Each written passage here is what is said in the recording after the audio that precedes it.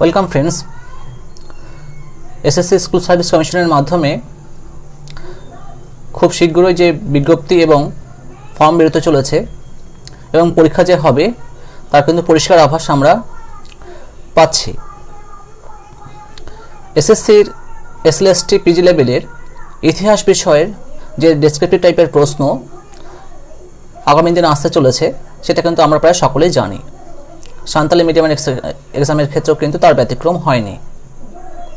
বন্ধুরা, আগের ভিডিওগুলোতে আমি আমার চ্যানেলে এই ইতিহাস বিষয়ের ওপর 2 নম্বরের ডেসক্রিপটিভ টাইপের প্রশ্ন অনেকগুলোই আমি আলোচনা করেছি। তোমরা সেই যদি নোটগুলো পেতে চাও তাহলে আমার চ্যানেলের প্লেলিস্টে গিয়ে সেই ভিডিওগুলো দেখে নেবে, প্রয়োজন হলে লিখেও নিতে পারো। বন্ধুরা, এখনও পর্যন্ত যারা চ্যানেলটি সাবস্ক্রাইব করোনি তারা অতি শীঘ্রই সাবস্ক্রাইব করে নাও, যাতে প্রত্যেকটি ভিডিওর নোটিফিকেশন তোমাদের কাছে সবার প্রথমে পৌঁছে যায়। তো চলো বন্ধুরা, কথা না বাড়িয়ে শুরু করা যাক। আজকের প্রথম প্রশ্ন, মহাদেশীয় ব্যবস্থার প্রভাব ফ্রান্সে কতদূর পড়েছিল? উত্তর, নৌবলে হীনবল নেপোলিয়নের মহাদেশীয় অবরোধ ব্যর্থ হওয়ার দরুন বিদেশের সঙ্গে সঙ্গে স্বদেশেও তার ভাবমূর্তি বিনষ্ট হয়। ফ্রান্সে নিত্য প্রয়োজনীয় দ্রব্যের অভাব দেখা দেয়। ইংল্যান্ডের পাল্টা অবরোধে ফরাসি বাণিজ্য ভারসাম্যহীন হয়ে পড়ে। ফরাসি জনগণের দুর্দশা বৃদ্ধি পায়। ফরাসি বুর্জোয়া শ্রেণী তার উপর আস্থা হারায় এবং নেপোলিয়নের ভবিষ্যৎ সম্পর্কে এই বুর্জোয়া শ্রেণী উদাসীন হয়ে পড়ে। ফরাসি আইনসভায় তার সমালোচনা শুরু হয়, এমনকি তাকে ক্ষমতাচ্যুত করার চক্রান্ত শুরু হয়। এই ছিল মহাদেশীয় ব্যবস্থার প্রভাব ফ্রান্সে কিভাবে কতটা দূর পড়েছিল। চলো পরের প্রশ্ন যাওয়া যাক। আমাদের পরবর্তী প্রশ্ন হলো, মেটারনিখ তন্ত্রের বৈশিষ্ট্য কী ছিল? উত্তর বলছি, মেটারনিখের অভ্যন্তরীণ ও বৈদেশিক নীতির উদ্দেশ্য ছিল এক ও অভিন্ন রক্ষণশীলতা ও স্থিতাবস্থার নীতি কায়েম করে সমগ্র ইউরোপে বৈপ্লবিক ভাবধারাকে প্রতিহত করা। সুতরাং বলা যায়, অস্ট্রিয়া সাম্রাজ্যের অখণ্ডতা বজায় রাখার জন্য রক্ষণশীল নীতি গ্রহণ, ফরাসি বিপ্লব প্রসূত জাতীয়তাবাদী ভাবধারার প্রতি চরম ঘৃণা প্রদর্শন এবং তা প্রতিহত করার জন্য একটি প্রতিরক্ষা বলয় গঠন, ইউরোপে শান্তি ও স্থিতাবস্থা বজায় রাখা, ইউরোপকে ফরাসি বিপ্লবের পূর্বাবস্থায় ফিরিয়ে নেওয়ার অদম্য প্রচেষ্টা এবং জাতীয়তাবাদের কণ্ঠরোধ করার জন্য দমনমূলক নীতি গ্রহণ ইত্যাদি ছিল মেটারনিখ তন্ত্রের বৈশিষ্ট্য। 1.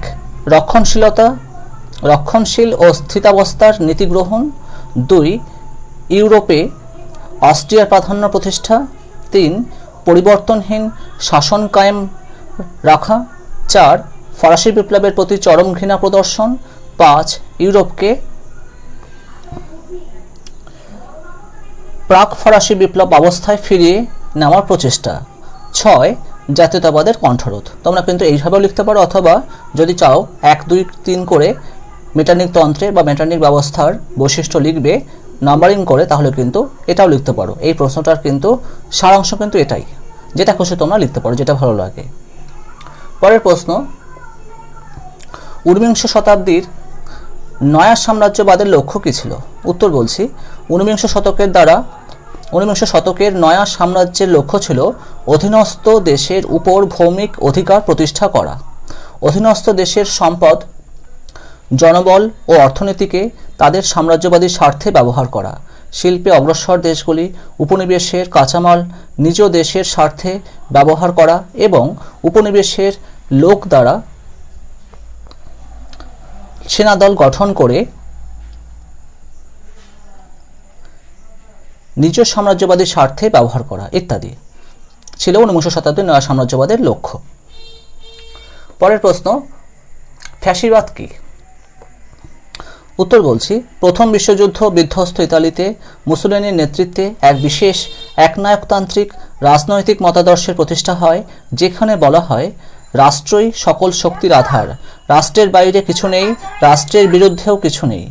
সকল প্রকার ব্যক্তি স্বাধীনতা গ্রহণ, কমিউনিস্ট বিরোধিতা এবং বিশ্বসভায় ইতালিকে শ্রেষ্ঠ দেশ হিসাবে প্রতিষ্ঠা করার জন্য যে উগ্র আগ্রাসনমুখী রাজনৈতিক মতাদর্শ প্রতিষ্ঠা লাভ করে তা ফ্যাসিবাদ নামে খ্যাত। অর্থাৎ সংক্ষেপে বললে, ইতালিকে বিশ্বের দরবারে সর্বশ্রেষ্ঠ হিসেবে প্রতিপন্ন করার জন্য যা কিছু পদক্ষেপ গ্রহণ করা দরকার সেটাই এক কথায় ফ্যাসিবাদ বলতে পারা যায়। পরের প্রশ্ন, সিন্ধু সভ্যতার কোন বন্দরের মাধ্যমে ব্যবসা বাণিজ্য চলত, এটি বর্তমানে কোথায় অবস্থিত? উত্তর বলছি, সিন্ধুবাসী আভ্যন্তরীণ ও বৈদেশিক বাণিজ্যে গভীরভাবে সম্পৃক্ত ছিল। খনন কার্যের ফলে লোথালে একটি জাহাজ ঘাটা আবিষ্কৃত হয়েছে। এই নগর বন্দর লোথালের মাধ্যমে সিন্ধুভাষী আভ্যন্তরীণ ও বৈদেশিক নৌবাণিজ্য পরিচালিত করত। এটি বর্তমানে গুজরাটে অবস্থিত। গুজরাটের ভোগাবর নদীর তীরে অবস্থিত লোথাল ছিল বিশ্বের প্রাচীনতম বন্দর। বিশ্বের প্রাচীনতম সবথেকে পুরনো বন্দর কিন্তু লোথাল। পরের প্রশ্ন, সিন্ধু সভ্যতার সঠিক সময় নির্ণয় করা কিভাবে সম্ভব? দেখে নেওয়া যাক উত্তর। সিন্ধু লিপির পাঠোদ্ধার না হওয়ার দরুন এই সভ্যতার সঠিক কালসীমা নির্ণয় দুরূহ ব্যাপার, কারণ খনন কার্যের ফলে এর 7টি স্তর পাওয়া গেছে এবং তার নিচে আরও স্তর বর্তমানে ডেনড্রোলজি ও রেডিওকার্বন 14 বা 14 নামে দুটি রাসায়নিক পদ্ধতির দ্বারা এর সঠিক সময় নির্ণয়ের চেষ্টা করা হয়েছে। এই পদ্ধতিতে পদার্থের কার্বন বিকিরণের পরিমাণ হ্রাসের সঙ্গে সঙ্গে পদার্থের প্রাচীনত্বের সময়কাল বৃদ্ধি হিসাবে ধরা হয়। এই পদ্ধতি অনুসারে 2400 খ্রিস্টপূর্বে সিন্ধু সভ্যতার ঊর্ধ্বসীমা ধরা হয়েছে। বন্ধুরা, 7টি স্তরের নিচেও কিন্তু আরও অনেক স্তর আছে, কিন্তু সেখানে জল থাকায় সেই সমস্ত স্তরগুলির কিন্তু সঠিক তথ্য এখনো পর্যন্ত কিন্তু উদ্ধার করা সম্ভব হয়নি। পরের প্রশ্ন, সভা ও সমিতি কি? উত্তর বলছি, সভা ও সমিতি হলো বৈদিক যুগের দুটি গণপ্রতিনিধিমূলক সংস্থা। সভা ছিল বয়োজ্যেষ্ঠ ও জ্ঞানবৃদ্ধদের প্রতিষ্ঠান এবং সমিতি ছিল জনগণের মধ্য থেকে নির্বাচিত ব্যক্তিদের প্রতিষ্ঠান। সভার চেয়ে সমিতি ছিল অধিকতর প্রতিনিধিমূলক প্রতিষ্ঠান এবং সমিতির অধিবেশনে সকল স্বাধীন জনতা এমনকি নারীরাও যোগ দিতেন। প্রতিষ্ঠান দুটি রাজার স্বৈরক্ষমতাকে নিয়ন্ত্রণ করত। তবে পরবর্তী বৈদিক যুগে সভা সমিতির ক্ষমতা বহুলাংশে হ্রাস পায়, বা প্রায় বলতে পারো যে একদমই হ্রাস পেয়ে যায়। পরের প্রশ্ন, দ্বিতীয় চন্দ্রগুপ্তের রাজত্বকালে কোন পর্যটক ভারতে আসেন, তার লিখিত গ্রন্থের নাম কি? দেখে নেওয়া যাক উত্তর। দুর্গম দুর্লঙ্ঘ পথ অতিক্রম করে চৈনিক পরিব্রাজক ফাহিন 4র্থ শতকের কাছাকাছি সময়ে ভারতবর্ষে আসেন এবং পাটলিপুত্রে গুপ্তরাজ দ্বিতীয় চন্দ্রগুপ্তের রাজসভায় আতিথ্য গ্রহণ করেন। ফাহিন দীর্ঘ 1 দশক ভারতে অবস্থান করে তার অভিজ্ঞতার কথা তার বিবরণী গ্রন্থ ফো কুও কি গ্রন্থে বিবৃত করেছেন। তার গ্রন্থ থেকে আমরা তৎকালীন ভারতের সমাজ, সংস্কৃতি, ধর্ম, অর্থনীতি, শিল্প, বাণিজ্য ইত্যাদির প্রামাণ্য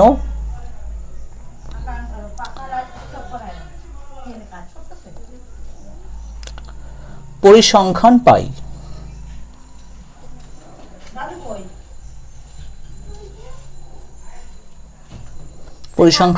বা পেয়ে থাকি।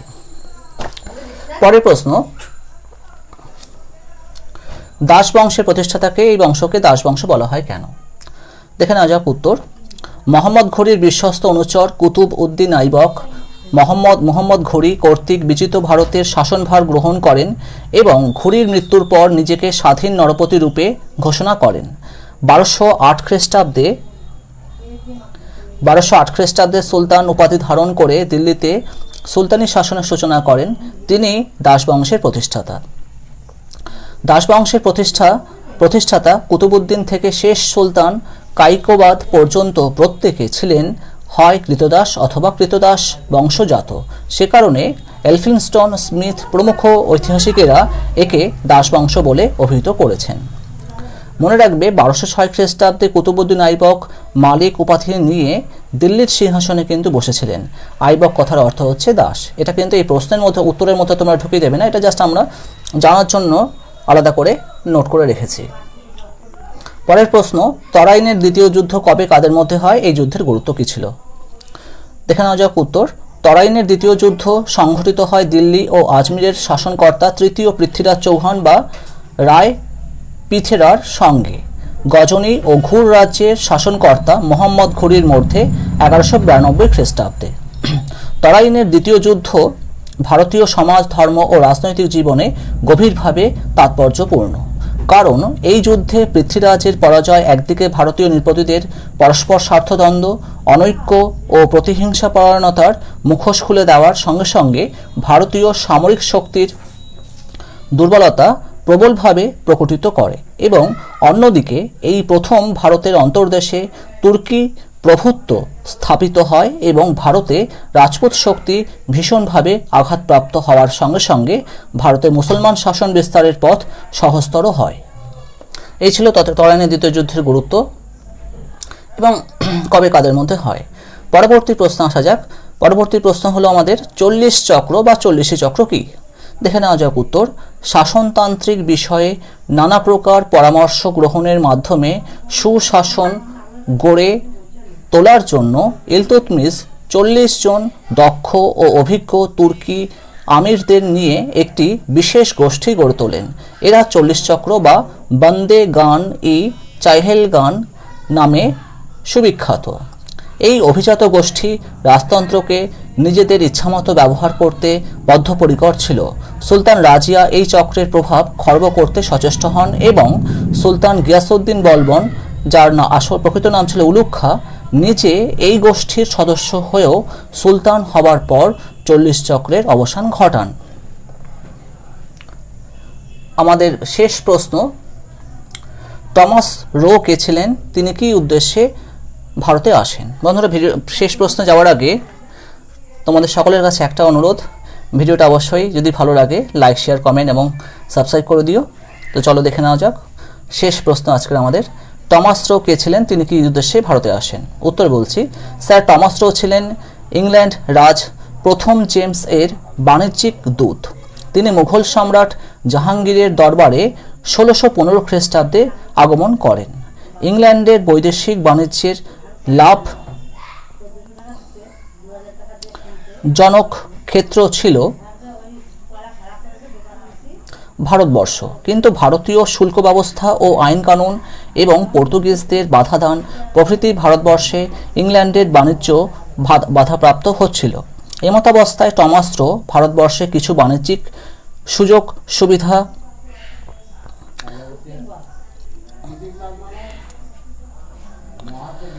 যথা ইংরেজ বণিকদের ইংল্যান্ডের আইন বিচার, কুঠি স্থাপন, অবাধ বাণিজ্য, আমদানি শুল্ক লোপ প্রভৃতির গ্রহণের উদ্দেশ্যে ভারতে আসেন। আর দেখে নেওয়া যাক গুরুত্ব। টমাস রোর প্রার্থিত দাবিগুলি কি ছিল? সর্বাংশে পূর্ণ না হলেও, অর্থাৎ টমাস রো যে সমস্ত উদ্দেশ্যগুলো পূর্ণের জন্য ভারতবর্ষে এসেছিলেন সেই সমস্ত উদ্দেশ্যগুলো পুরোপুরি পূর্ণ না হলেও সম্রাট কোম্পানিকে একটি ফরমান দেন। তাতে তারা সুরাটে বাণিজ্য কুঠি নির্মাণ, আমদানি শুল্ক লোপ, ইংরেজ বণিকদের ইংল্যান্ডের আইনে বিচারের প্রতিশ্রুতি প্রভৃতি পেয়ে যায়। ভারতে ব্রিটিশ বাণিজ্যিক সাম্রাজ্যবাদের সূচনা এখান থেকে কিন্তু শুরু হয় এবং বিনা শুল্কে বাণিজ্যের দাবি এখান থেকে কিন্তু তোলা হয়। তো বন্ধুরা, এই ছিল আজকের কিছু গুরুত্বপূর্ণ প্রশ্ন। এখানে কিন্তু প্রতিদিন যে কটা প্রশ্ন নিয়ে আলোচনা করা হচ্ছে প্রত্যেকটি প্রশ্নই কিন্তু হার্ডওয়ার্ক এবং অনেক রিসার্চ করে কিন্তু বাছাই করে তোমাদের জন্য আনা হয়েছে। তাই কিন্তু একটা প্রশ্ন কিন্তু এখান থেকে বাদ দেবে না, প্রত্যেকটা প্রশ্নই কিন্তু এখানে গুরুত্বপূর্ণ। তো চলো বন্ধুরা, এখানে শেষ করা যাক। আগামী দিন দেখা হচ্ছে নতুন কোনো প্রশ্ন নিয়ে, কিছু গুরুত্বপূর্ণ প্রশ্ন নিয়ে। তো ধন্যবাদ।